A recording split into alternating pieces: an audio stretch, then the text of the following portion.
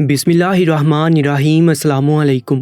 दरबारी TV YouTube channel पर आप सबको खुशामदीद कहते हैं। न जाने क्यों आज मुझे ऐसा लग रहा था जैसे कोई मेरा पीछा कर रहा है और मुझे अपनी नज़रों के हसार में रखा हुआ है। मैं जहाँ भी जा रही थी मुझे ऐसे महसूस हो रहा था कि किसी की गहरी नज़र मुझ पर है। जब मैं इर्द गिर्द देख रही थी तो मुझे समझ नहीं आ रहा था यहाँ पर इतनी भीड़ थी, इतना ज़्यादा रश था, हर कोई अपने कामों में मसरूफ़ था। शायद ये मेरा वहम था जो मुझे ऐसा लग रहा था कि कोई मुझ पर नज़र रखे हुए है। जिस इलाके में मैं खड़ी थी वो बहुत ही मसरूफ़ इलाका था। जगह जगह ठेले वाले खड़े थे, सब्जी वाले खड़े थे और यहाँ इस कदर शोरगुल था कि कान पड़ी आवाज़ सुनाई नहीं देती थी। हर किसी की अपनी सदाएं लगी हुई थी, किसी को किसी की आवाज़ समझ नहीं आ रही थी। ऊपर से आती जाती गाड़ियों के हॉर्न की आवाज़ कानों को चीर रही थी। मुझे शदीद किस्म की भूख भी महसूस हो रही थी। होटल से उठते हुए खानों की खुशबू ने मेरी भूख मज़ीद चमका दी थी, लेकिन मेरे हाथ अब तक खाली थे। सोचा था कुछ पैसे हाथ आएँ तो मैं अपने लिए खाना लूँ, मगर आज मुझे बहुत घबराहट महसूस हो रही थी। न जाने इसकी क्या वजह थी। मेरा दिल बहुत बेचैन था। मेरी छठी हिस्स मुझे कुछ गलत होने का गुमान दे रही थी। मेरी छठी हिस्स बचपन से ही बहुत तेज़ थी। मेरी अम्मी मुझसे कहती थी कि तुम्हारी छठी हिस्स बहुत तेज़ है, जब तुम्हें किसी खतरे की आहट महसूस हो तो तुम चौकन्ना हो जाना। और जैसे मुझे अम्मी की बात याद आई थी मैं एकदम से अलर्ट हो गई। मैंने एक बार फिर इधर उधर नज़रें घुमाई, बड़ी तफसील से सारी जगह को छान लिया। तभी मुझे वो दो लड़के खड़े हुए नज़र आए जो दूर से मेरी तरफ देख रहे थे और मुझे इशारे बाजियाँ कर रहे थे। उनकी आंखों में वाज़ेह पैगाम था। ऐसे पैगाम कोई भी लड़की आसानी से समझ सकती है। अल्लाह ताला ने लड़कियों को छोटी उम्र से ही समझ बूझ दी होती है कि वो अपनी तरफ उठती हुई नज़रें इशारे समझ आती हैं। मेरा दिल बहुत घबरा रहा था। आज से पहले मुझे कभी ये घबराहट महसूस नहीं हुई थी। हालांकि मैं रोज़ इसी टाइम को घर से निकलती थी और इसी टाइम शाम को घर जाती थी, मगर आज मुझे बहुत ज़्यादा खौफ महसूस हो रहा था। मैं तेज़ तेज़ कदम उठा रही थी और पीछे देख रही थी। मैंने देखा कि दो लड़के मुसलसल मेरा पीछा कर रहे हैं। मैंने अपने कदमों की रफ्तार मज़ीद तेज़ कर दी थी। हवा के बायस मेरे कपड़े उड़ रहे थे। उनको संभालती हुई मैं जल्दी जल्दी चल रही थी। बार बार मेरे कदम डगमगा रहे थे, मगर मैंने अपने डगमगाते कदमों को संभालना था और खुद को संभालते हुए उन लड़कों की पहुंच से दूर जाना था।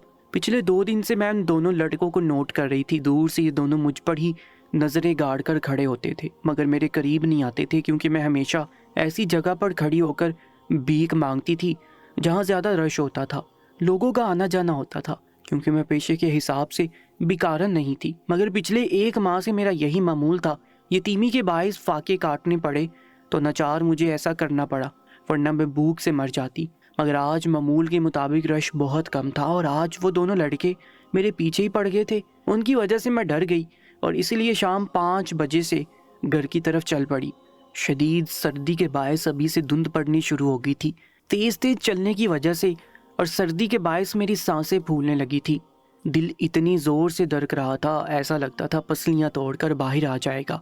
मैंने दिल में ही सर्द आह भरी और कहा, आह यतीमी इंसान को कैसे कैसे दिन दिखाती है।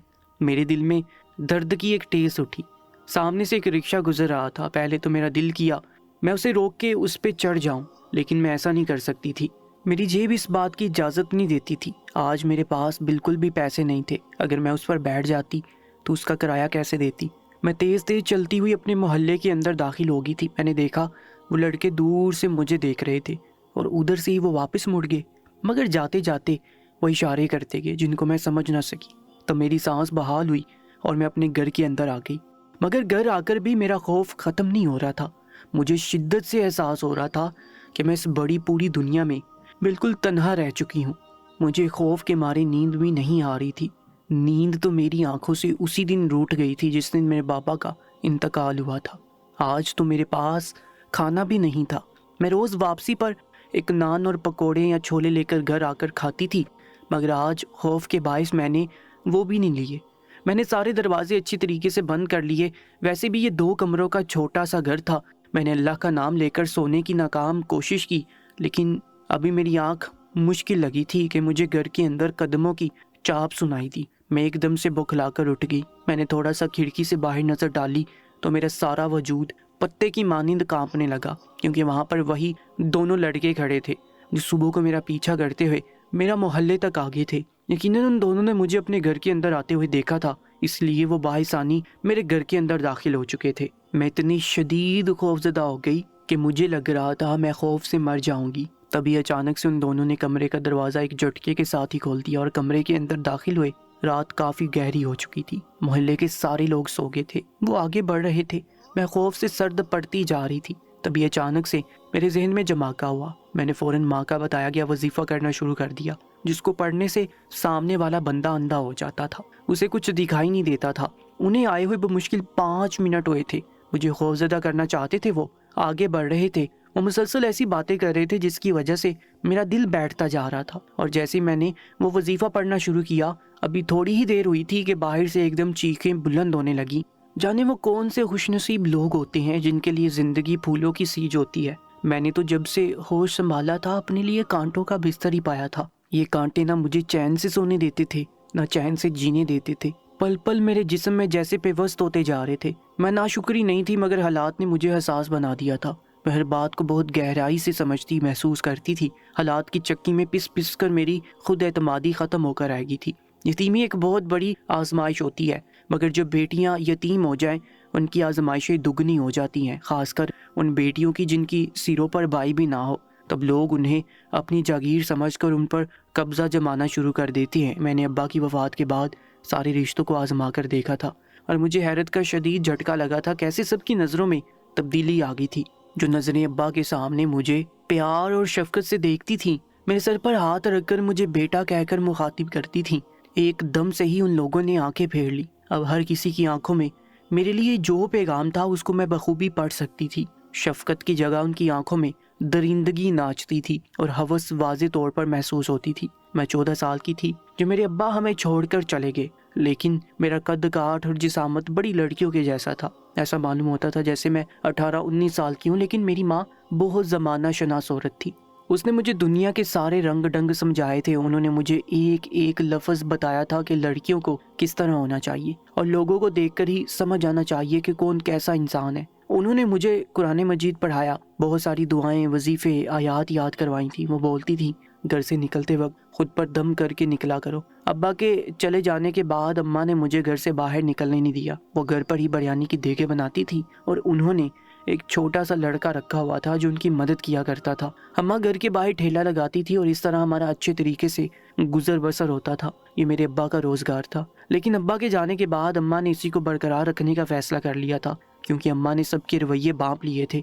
इसलिए वो अपना वक्त ज़ाया नहीं करना चाहती थी, ना वो किसी के आगे हाथ फैलाना चाहती थी।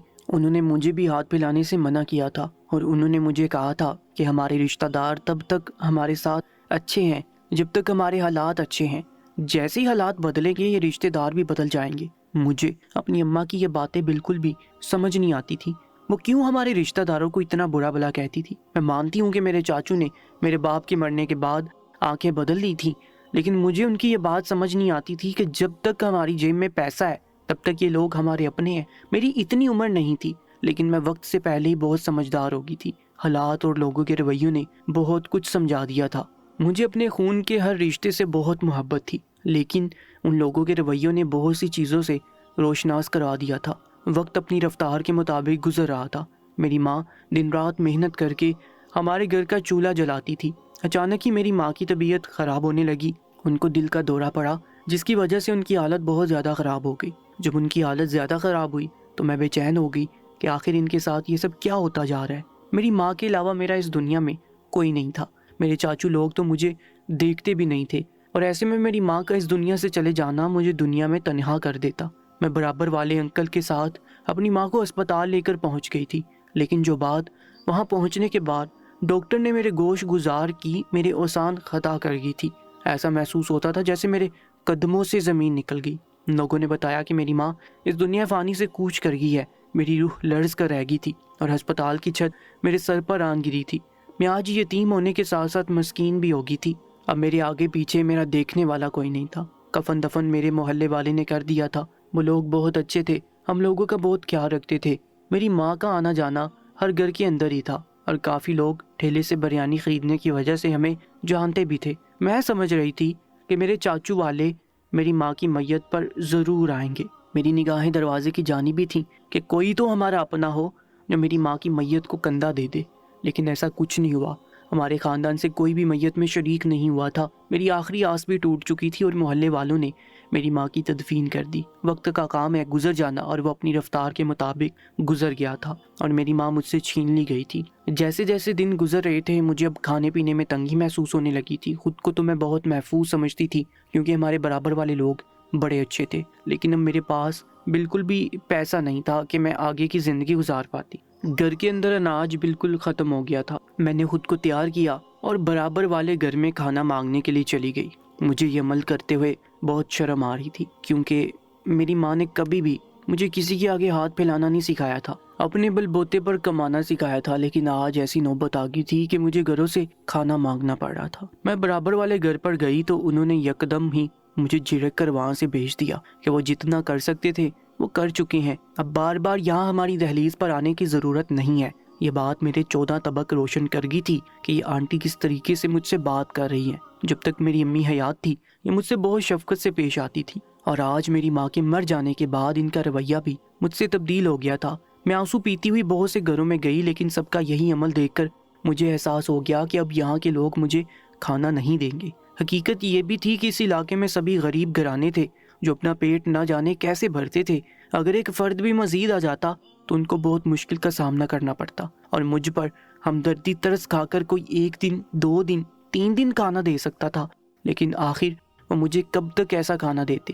میں سوچ میں پڑ گئی کہ مجھے اب کیا کرنا چاہیے۔ میں نے خود کو آگے کے لائحہ عمل کے لیے تیار کیا اور تیار ہو کر شہر کی جانب چل پڑی، کیونکہ میں نے اب سوچ لیا تھا کہ میں روڈ پر کھڑی ہو کر لوگوں سے ہی کھانا مانگ لوں گی اور اپنا گزارا کروں گی، کیونکہ مجھے کچھ بھی نہیں آتا تھا جس کی بدولت میں اپنی زندگی گزار پاتی، سوائے لوگوں کے آگے ہاتھ پھیلانے کے۔ میرے بس میں اب کچھ نہیں تھا۔ میں شہر تو آ گئی تھی، لیکن مجھے یہاں آنے کے بعد بہت شرم محسوس ہو رہی تھی۔ میں نے یہ کبھی کام نہیں کیا تھا، لیکن آج میں بیچ چوراہے پر کھڑی ہو کر فقیروں کی طرح لوگوں سے بھیک مانگ رہی تھی۔ میرا دل خون کے آنسو رو رہا تھا۔ مجھے شدت سے اپنی ماں اور باپ کی یاد آ رہی تھی۔ کبھی بھی ان لوگوں نے مجھے ایسے بے یار و مددگار نہیں چھوڑا تھا۔ مجھے آج اپنی ماں کی بات سمجھ آئی تھی کہ وہ کہتی تھی جب تک تمہاری جیب میں پیسہ ہے لوگ تمہارے ہیں، جیسے ہی تمہاری جیب سے پیسہ ختم ہوگا لوگ تمہیں دیکھنا بھی گوارا نہیں کریں گے۔ اور آج مجھے شدت سے اس بات کا احساس ہو گیا تھا۔ میں ٹھنڈ میں بھی چوراہے پر کھڑی ہوئی لوگوں سے بھیک مانگ رہی تھی۔ کوئی کھانا دے جاتا اور کوئی دیکھنا بھی گوارا نہیں کرتا، لیکن شام تک اتنا بندوبست ہو گیا تھا کہ میں 2 دن تک گزارا کر سکتی تھی۔ میں خوش ہونے کے ساتھ ساتھ بہت اداس بھی تھی۔ میں روتے پیٹتے ہوئے گھر آ گئی۔ اپنے گھر آنے کے بعد بھی میں بہت روئی اور اپنے ماں باپ کو بہت یاد کیا تھا۔ اگر آج وہ لوگ زندہ ہوتے تو میری ایسی عادت کبھی بھی نہیں ہوتی۔ رات کس طریقے سے کٹ گئی مجھے علم ہی نہیں ہوا۔ میں جس کے لیے شہر گئی تھی یعنی کھانا حاصل کرنے کے واسطے، میں نے اس کی طرف دیکھنا بھی گوارا نہیں کیا تھا۔ صبح اٹھنے کے بعد میں نے گھر کی صفائی وغیرہ کی، کھانا وغیرہ کھا کر دوبارہ شہر کی جانب چل پڑی۔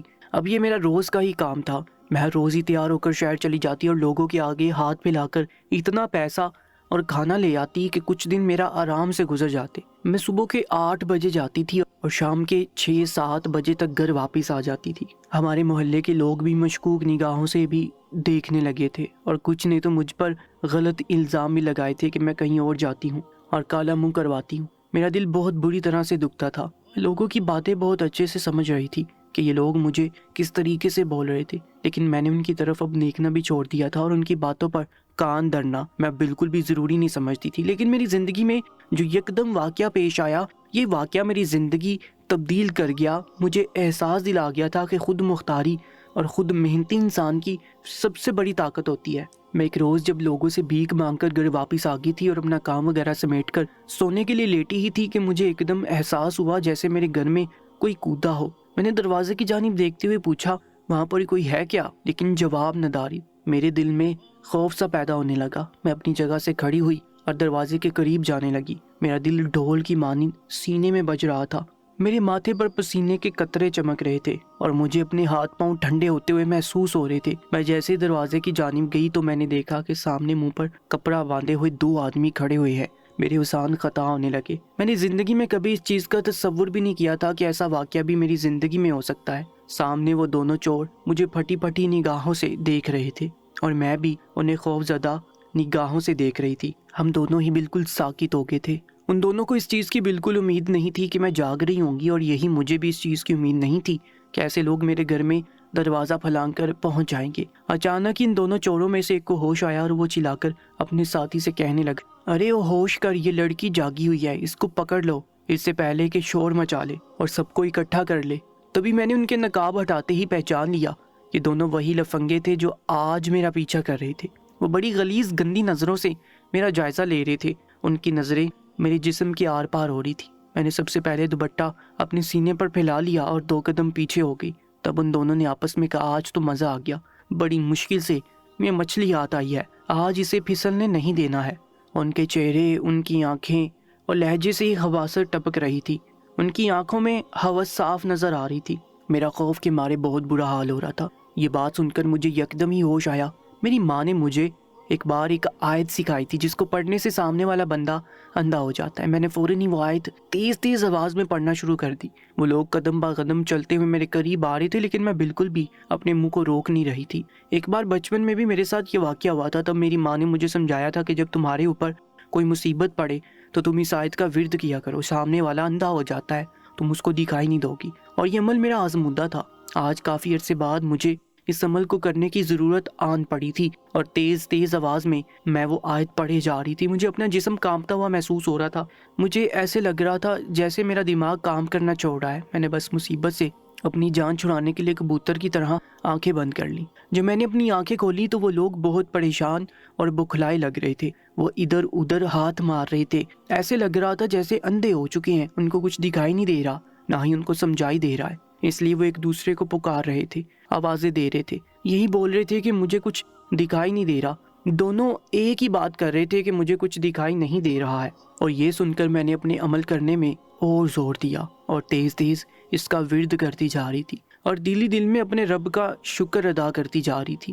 جب میں نے دیکھا کہ وہ لوگ اسی طرح بکھلائے ہوئے پھر رہے ہیں تو میں پھر اسی آیت کا ورد کرتے ہوئے دوسرے راستے سے باہر کی طرف بھاگی اور اپنے ہمسایوں کے گھر گئی اور ان کو کہا کہ میرے گھر میں کچھ لوگ گھس آئے ہیں۔ میری ہمسائی فوراً ڈنڈا وغیرہ لے کر پڑوس کے دوسرے لوگوں کو لے کر میرے گھر کی طرف بھاگے۔ وہ دونوں لڑکے اسی طرح بوکھلائے ہوئے پھر رہے تھے، ان کو کچھ دکھائی نہیں دے رہا تھا، اس لیے ان کو راستہ بھی نظر نہیں آ رہا تھا کہ وہ ادھر سے فرار ہو پاتے۔ وہ بری نیت لے کر میرے گھر میں داخل ہو چکے تھے، لیکن مجھے اللہ تعالیٰ کے کلام نے اور اپنی ماں کی دعاؤں نے اور ماں کے بتائے گئے وظیفے نے ان کی شر سے بچا لیا تھا۔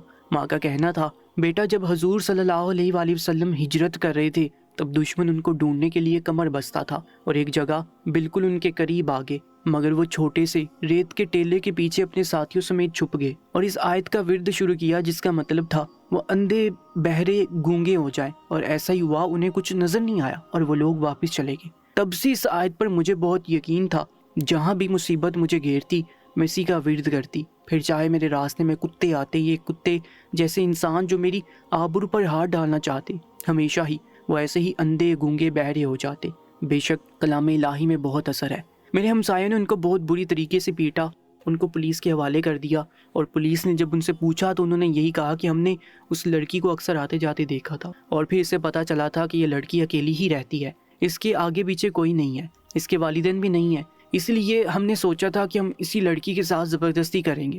ہم کافی دن سے اس لڑکی کا پیچھا کر رہے تھے اور ہم نے کسی لڑکی کو پیسے دے کر اس لڑکی کے بارے میں ساری معلومات حاصل کر لی تھی۔ یہ سن کر مجھے حیرت کا شدید جھٹکا لگا۔ ہمارے محلے کے لوگ تو بہت اچھے، نیک اور شریف تھے، وہ میری یتیمی کا خیال کرتے تھے، وہ میری مالی مدد نہیں کر سکتے تھے لیکن وہ میری حفاظت کے لیے ہر وقت چکنے رہتے تھے۔ ان کو معلوم تھا کہ یہ لڑکی ذات ہے اور یہ اکیلے گھر میں رہتی ہے۔ ہمارے گھر بالکل ملے ہوئے تھے، اس میں خوف اور ڈر کی کوئی گنجائش نہیں تھی۔ میرے گھر کے دونوں طرف میں جو گھر بنے ہوئے تھے ان کی وجہ سے مجھے خوف محسوس نہیں ہوتا تھا۔ مالک لوگوں کو بہت زیادہ غصہ آیا تھا، انہوں نے دونوں لڑکوں کو بہت بری طرح پٹائی کی، وہ دھلائی ہو گئی تھی۔ اگر پولیس نہیں آتی تو شاید وہ ان دونوں لڑکوں کو جان سے ہی مار ڈالتے۔ دونوں لڑکوں کو پولیس اپنے ساتھ لے کر چلی گئی، گھر میں اپنے محلے کی عورتوں کے ساتھ بیٹھی اپنی قسمت کو رو رہی تھی۔ تبھی محلے کے بزرگوں نے کوئی فیصلہ کیا کہ اس لڑکی کا اس گھر میں اکیلے رہنا مناسب نہیں ہے، کسی نیک اور شریف لڑکے کے ساتھ ہم اس کی شادی کروا دیں گے، کیونکہ اس کے رشتہ دار تو اس کو پوچھا بھی نہیں ہے، اب یہ ہماری ذمہ داری، ہم اس کے سرپرست ہیں۔ اس بزرگ نے پوچھا، کیا تم ہمیں یہ اختیار دیتی ہو کہ ہم تمہارا نکاح کسی شریف لڑکے سے کرا دیں؟